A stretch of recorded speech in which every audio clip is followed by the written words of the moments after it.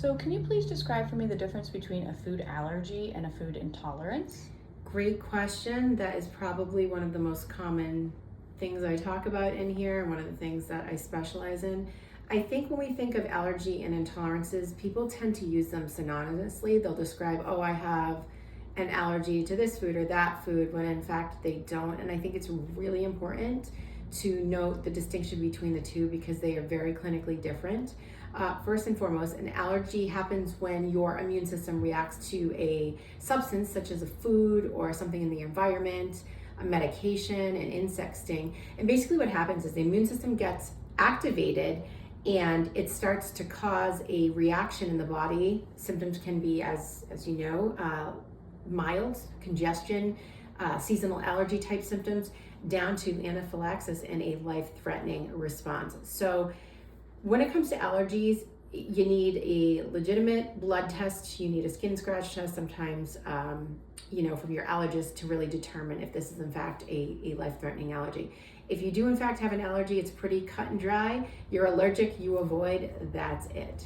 With an intolerance, it does not activate that part of the immune system. It does cause some activation in the immune system. However, it is a mild activation and it is not a life-threatening activation. So intolerances are not life-threatening, but they can be life-limiting in some ways because they mostly will cause certain digestive symptoms, other things like inflammation, bloating, gas, brain fog, those types of things that are unpleasant. So when you have them, it's not going to send you to the hospital, but you may be walking around not feeling great.